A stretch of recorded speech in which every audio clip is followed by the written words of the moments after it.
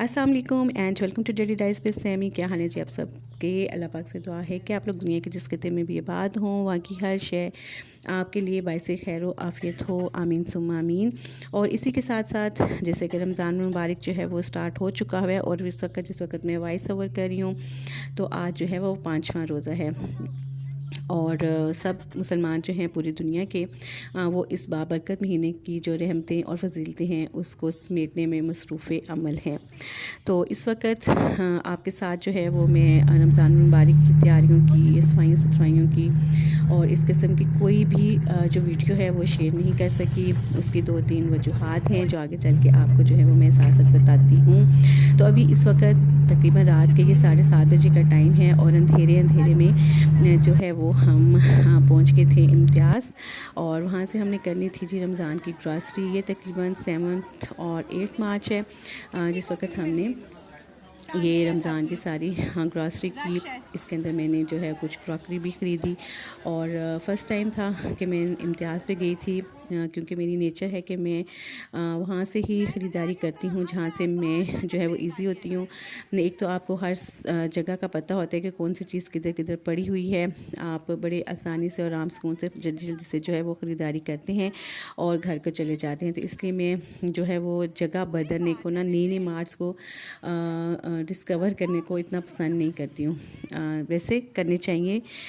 सब जो मार्ट्स हैं सारी जो कायम किए गए हैं वो आपके लिए ही बनाए गए हैं, लेकिन मेरी ऐसी आदत नहीं है। तो मैं फ़र्स्ट टाइम गई थी और बहुत ज़्यादा रश था। जो ट्रालियों से ट्रालियाँ जो हैं वो टकरे मार रही थी और सेल वगैरह इन पे लगी हुई थी कुछ चीज़ों पे। लेकिन मैंने एक चीज़ नोट की कि जो बड़े बड़े मार्ट्स हैं वो कुछ चीज़ों पे तो प्रोमो लगा देते हैं, सेल लगा देते हैं, लेकिन उसकी जो है ना कसर वो दूसरी आइटम्स पे पूरी कर लेते हैं और ऊपर से सेल्स टैक्स लगा के तो वो अपनी जो है सारी पूरी कर लेते हैं जो कीमत होती है चीज़ की। और से जी ख़रीदारी वगैरह कर ली। उसके बाद मैं बिज़ी क्यों थी क्योंकि इस वक्त पूरे पाकिस्तान में सेकंड ईयर के जो हैं वो एग्ज़ाम्स भी हो रहे हैं और उसके साथ ही जो है इंजीनियरिंग के डिफरेंट यूनिवर्सिटीज़ में टेस्ट भी स्टार्ट हो चुके हुए हैं। तो रमज़ान से 1-2 दिन पहले बस बेटे के जो हैं वो यूटी टेक्सला का टेस्ट था तो उसके लिए फिर उसको हमने लेना था उसके कैडेट कॉलेज से चक्री से और वहाँ से फिर उसको घर लेके आए। फिर नेक्स्ट डे मॉर्निंग सुबह उसका टेस्ट था 8 बजे। फिर हम उसको टेक्सला लेके गए, टेक्सला से दोबारा घर आया और फिर हम उसको जो है इवनिंग में दोबारा से चक्री छोड़ के आए। और इस वजह से फिर ज़ाहिर है अकेली जान हूँ मैं और थक जाती हूँ। इतना ज़्यादा सफ़र जो है वो पूरे दिन का तो मुझे टायर्ड कर देता है, लेकिन ज़ाहिर है उसके साथ मुझे जाना भी पड़ता है। वो कहता नहीं मामा आप आएँ आप जाएँ, तो मैं उसको मिस भी बहुत ज़्यादा करती हूँ। तो मेरी कोशिश होती है कि जब वो मेरे पास होता है तो मैं ज़्यादा से ज़्यादा टाइम जो है ना उसके साथ स्पेंड करूँ। अब मैंने क्या गाड़ी में बैठ के ही बस जाना ही था, आना ही था, लेकिन इतने में भी जो है वो मैं थक जाती हूँ। हार्ट पेशेंट हूँ, इस वजह से इतना ज़्यादा सफ़र वगैरह मैं नहीं कर सकती। तो एक तो ये वजह थी। दूसरी मैंने तैयारी वगैरह की है, सारी सफाइयाँ सुथराइयाँ भी मैं कर चुकी हूँ। वो भी मेरी कोशिश होती है कि मैं रमज़ान से पहले करूँ और बाकी कुकिंग शुकिंग भी जितनी भी मेरी कोशिश होती है वो भी। वैसे तो मुझे फ्रीज़र की चीज़ें बिल्कुल भी पसंद नहीं है, फ्रीज़ हुई हुई मैं लॉन्ग टर्म के लिए नहीं करती हूँ, लेकिन स्पेशली रमज़ान के महीने में जो है वो मैं ज़रूर प्रिपेयर करती हूँ। कुछ चटनीज़ हो गई, कुछ कबाब वगैरह नाश्ते के लिए जिसको हम कहते हैं पराठे वगैरह बना के फ्रीज़ ज़रूर करती हूँ। तो वो सब चीज़ें मैंने फिर कर चुकी हुई थी मैं ऑलरेडी। वीडियोस में आपको इसलिए नहीं दिखा सकी थी कि एक तो मैं थी मसरूफ़, फिर मैं एडिटिंग वगैरह नहीं कर सकी थी और दूसरा जो है ना मेरा ट्राइपॉड स्टैंड वो भी टूट गया था। ठीक है, तो बस जितनी वीडियो मैं अपने हैंड में पकड़ के मैं बना सकी थी तो वो चीज़ें मैं कैप्चर बस करती रही हूँ और वो इंशाल्लाह आपके साथ शेयर कर दूँगी। तो यहाँ पर ये सारी आपको क्रॉकरी जो है वो मेरी नज़र आ रही होगी। ये बिल्कुल बेसिक चीज़ें हैं जो मैंने ख़रीदी हैं। इनमें प्लेट्स हैं, प्यालियाँ हैं, कप्स हैं और ग्लास हैं, जग है, ट्रेज़ हैं, बास्केट्स हैं और मिक्सिंग के लिए बाउल्स हैं। ये वो चीज़ें हैं जो बेसिकली मैंने बिल्कुल रमज़ान में यूज़ करनी है। अच्छा जी, हुआ कुछ यूँ था कि लास्ट ईयर यही रमज़ान का महीना था, तो मैं दर्स पे जाती थी, तो वहाँ पे जो आंटी दर्स देती थी ना, उन्होंने ये बात हमारे साथ शेयर की कि भाई मैं अपनी ज़्यादा जो ख़रीदारी है वो रमज़ान के महीने के लिए करती हूँ। मतलब मैं अपनी ख़रीदारी का आगाज़ जिन चीज़ों की मुझे ज़रूरत होती है, जिसमें बर्तन हैं, जिसमें कपड़ा है, जिसमें घर की बेडशीट्स वगैरह हैं, कर्टन्स हैं, ईच एंड एवरीथिंग जो भी मैंने चीज़ें ख़रीदनी होती हैं ना, वो मैं स्पेशली रमज़ान की नीयत करके ख़रीदती हूँ। तो जो है पूरा साल उन चीज़ों में मेरे लिए बरकत ही बरकत रहती है। तो कुछ भई आप लोग भी जो हैं इसी तरीके से बर्तन ख़रीदें तो उनको रमज़ान में यूज़ करें, इस नीयत से ख़रीदें कि मैं उनको रमज़ान में इस्तेमाल करूँगा या करूँगी। तो इंशाल्लाह ताला आप देखेंगे कि आपको अजीब तरह की एक खुशी फीलिंग होगी। तो मुझे उनकी ये बात ना बहुत ज़्यादा अट्रैक्ट की, तो मैंने कहा कि इंशाल्लाह मैं भी जो है वो नेक्स्ट रमज़ान आएगा तो उसमें मैं सब चीज़ें जो हैं जो मेरी बेसिकली डेली यूज़ की चीज़ें हैं वो मैं ना नहीं ख़रीदूँगी। तो बिल्कुल मैंने ऐसे ही किया। और कुछ ये जो बेसिक चीज़ें हैं और बहुत ज़्यादा एक्सपेंसिव भी नहीं है, ये ज़रूरी नहीं है कि आपने उसके लिए एक्सपेंसिव चीज़ें, महंगी चीज़ें ही ख़रीदनी हैं। जितनी आपकी है कैपेसिटी उसमें आप जो है इनको ख़रीद लें। लेकिन ये मैंने ज़रूर कोशिश की कि जो प्लास्टिक की चीज़ें हैं जैसे प्लेट्स, कप, ग्लास वगैरह उनमें वो मैं यूज़ नहीं करूँ मटीरियल, क्योंकि पहले मैं आम डेली यूज़ के लिए प्लास्टिक की चीज़ प्लेट्स ही इस्तेमाल करती थी। अलबत्ता जो मैंने बास्केट्स वगैरह ख़रीदी वो ज़ाहिर है प्लास्टिक की होती है। और इसके अलावा जो है वो डाइनिंग टेबल, उसका कवर, उसके अंदर छोटी-छोटी जो नमकदानियाँ वगैरह हैं, पानी की बॉटल्स एंड शुगर कैन, इस तरीके के 2-3 जार जो हैं जो बिल्कुल डाइनिंग टेबल के ऊपर हम यूज़ करते हैं, जिसमें अचार, चटनीज़ वगैरह मैंने बना के रखी। वो सारी चीज़ें भी जो हैं वो मैंने नई जो है वो परचेज़ की। और आप यकीन करें जिस दिन मैंने पहले रमज़ान वाले दिन इनको इस्तेमाल किया, मुझे इतनी ज़्यादा खुशी हुई। वो बर्तन इतने ज़्यादा खूबसूरत लग रहे थे डाइनिंग टेबल के ऊपर। वाक़ई ही आपको एक अजीब तरह की फ़ीलिंग होती है कि ये चीज़ें सारी मैं इस खूबसूरत बाबरकत महीने के लिए जो है वो मैंने प्यारी-प्यारी छोटी-छोटी सी चीज़ें जो हैं वो ख़रीदी हैं। और जिस तरीके से आप अपने आप को जो है वो पाक और साफ़ रखने की कोशिश करते हैं, नमाज़ें पढ़ते हैं और गुस्ल में हर वक़्त वुज़ू में रहते हैं, अपने लिबास को साफ़ रखने की कोशिश करते हैं। आप कोशिश करते हैं कि सारा दिन हम दुरूद शरीफ पढ़ें और आपका रुझान लगाव जो है वो सारा पढ़ाई की तरफ होता है, कुरान पाक की तरफ होता है, आप पढ़ना चाहते हैं। तो जब इसी तरीके से जब आप इन साफ़ चीज़ों को जो है वो फिर जब आप इफ्तारी करते हैं और सहरी करते हैं तो बिल्कुल ये नई और ख़ूबसूरत सी चीज़ें जो हैं वो उनमें आप खाते पीते हैं ना, तो वाकई एक अजीब तरीके से आपको एक अच्छी सी जो है वो फीलिंग्स आती हैं। तो आप लोगों ने मुझे ज़रूर बताना है कि कौन कौन, ज़ाहिर है मैंने तो ये फ़र्स्ट टाइम इस तरीके से किया।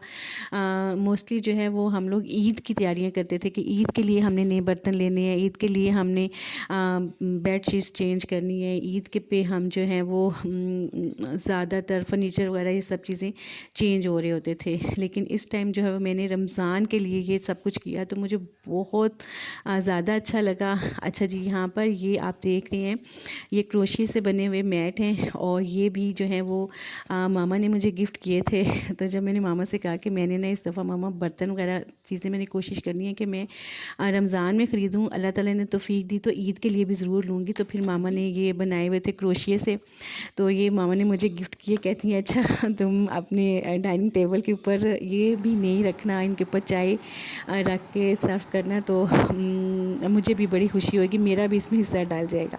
तो वो इतने खूबसूरत लग रहे थे और मामा ने इतने खूबसूरत बनाए हुए थे, बस उसकी थोड़ी सी फिनिशिंग रह गई थी। तो वो मम्मा कही थी कि आप खुद कर लेना ना, तो खैर उनको भी हमने यूज़ किया। और यहाँ पर ये किचन की जो विंडो है उसको भी हमने साफ़ कर लिया था। सफाई जो है मेरी शुरू से आदत है कि मैं साथ साथ जो भी चीज़ गंदी होती है ना उसको साफ़ कर लेती हूँ, चीज़ों को मैं बहुत ज़्यादा गंदा नहीं होने देती। और सफाइयाँ वगैरह भी मैंने आलमोस्ट जो है वो डन कर ली हुई थी, बस घर की जो विंडोज़ थी वो रह गई हुई थी। और वो जो है हेल्पर के साथ मैंने मिल के, ये देखिए आपको यहाँ पर नज़र आ रहा होगा, पहले डाइनिंग टेबल मेरा सादा सा था, मैंने उसके ऊपर कोई शीट वगैरह नहीं ट्राई थी, क्योंकि जब घर शिफ्ट किया तो उसके बाद मैंने कहा यार अभी मैंने चीज़ें नहीं ख़रीदनी, क्योंकि मैंने जब ख़रीदी तो फिर मेरा दिल करेगा कि मैं इनको यूज़ भी करूँ, तो मैं रमज़ान से पहले ही ख़रीदूँगी और फिर जो है इनको कवर वगैरह करूँगी और डाइनिंग टेबल जो है वो खूबसूरत सा हो जाएगा मेरा। अच्छा जी, तो विंडोज़ वगैरह जो हैं वो फिर अभी उसमें साफ़ करनी थी, तो वो मैं जो है वो कराऊंगी। तो मैंने वैसे ये मेरी कोशिश होती है कि मैं सफाइयाँ जो हैं वो रमज़ान से पहले कर लूँ, और काफ़ी ज़्यादा जो कुकिंग है वो भी मैं रमज़ान से पहले कर लूँ। तो सफाइयाँ तो ऑलमोस्ट मेरी जो है वो कंप्लीट हो चुकी हुई थी, लेकिन कुकिंग जो है वो मेरी रहती थी, क्योंकि मैंने आपको बताया कि मैं रमज़ान से जो है 3-4 दिन पहले बहुत ज़्यादा बिज़ी थी मोहम्मद अब्दुल्ला की वजह से। तो फिर मैंने क्या किया कि फ़र्स्ट रोज़े वाले दिन जो है ना वो मैंने काफ़ी ज़्यादा चीज़ें प्रिपेयर की, और क्योंकि मैं कुछ ग्रॉसरी 10-20 दिन पहले तो लेके आती नहीं हूँ, वो रमज़ान के आने तक जो है ना वो ख़त्म हो जाती है। तो बस मैं 3-4 दिन पहले से ख़रीदारी करती हूँ और फिर मैं उसको जो है ना तैयार करके रख लेती हूँ। तो मैंने फ़र्स्ट रमज़ान वाले दिन जो है वो गोश्त चिकन और किया। उसके बाद मैंने शामी कबाब वो तैयार की। अभी यहाँ पर ये शामी कबाब ही मैं बना रही हूँ, जिसमें मैं गोश्त के साथ जो है वो थोड़ी चिकन ऐड करती हूँ और दाल ऐड करती हूँ, तो बड़े ज़बरदस्त से शामी कबाब जो हैं वो प्रिपेयर होते हैं। इसके अलावा मैंने आलू बुखारे की चटनी, इमली की चटनी और क्या है हरी चटनी ये प्रिपेयर कर लिए थे। इसके अलावा मैंने पालक जो है वो मैंने काट के रख दी, एंड लहसुन अदरक का पेस्ट बना के रख दिया। काफ़ी चीज़ें यहाँ पे ये देखें आपको नज़र आ रही होंगी। चने बॉईल करके रखे।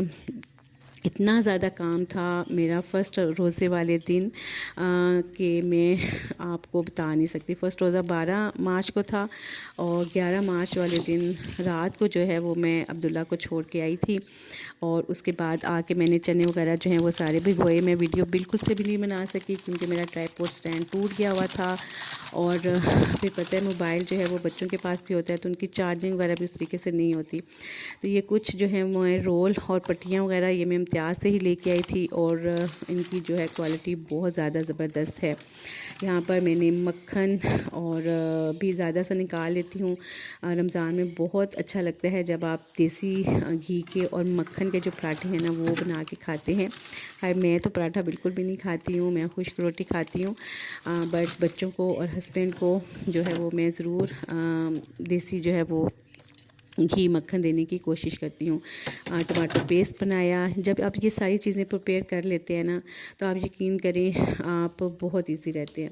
यहाँ पर ये मैंने इमली की चटनी बनाई है, और जार जो है ना वो मुझे छोटे जार अच्छे नहीं मिल रहे थे, तो बस मैंने ये बड़ा जार ही ले लिया। मैंने कहा चलें अभी चटनी के लिए इस्तेमाल करती हूँ, बाद में ये किसी और पर्पज़ के लिए जो है वो इस्तेमाल हो जाएगा।